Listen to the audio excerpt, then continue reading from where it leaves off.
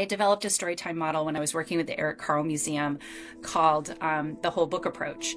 And that was really all about using picture book art and design so that I was reading with children instead of reading to children.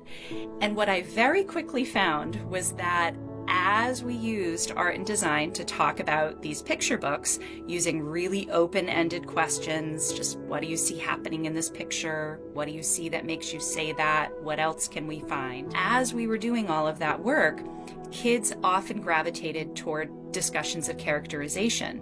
And when we're talking about human characterization, of course, race matters. And so I'm not going to dodge or avoid conversations about race. I want to engage them, especially when kids bring them forward. And so I was reading a book called Yo Yes that I loved by Chris Rashka.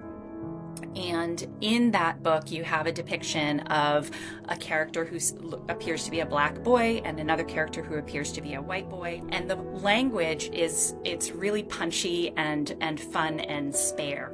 Yo, says the black character. Yes, says the white character. Hey, who? You. Me? Yes, you.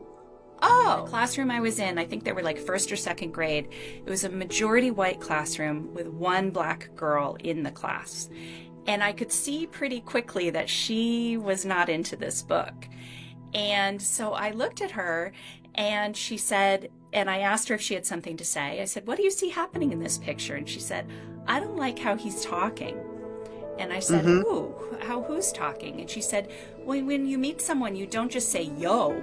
You say, hello, my name is. And boy, did I have a big switch in my mind. And instead of telling her like, oh, but this is what this is about, I held that space. And what she ended up coming forward with was really a reading in which she saw these characters as stereotypes. The class ended up having this whole conversation where they were deconstructing a representation of race.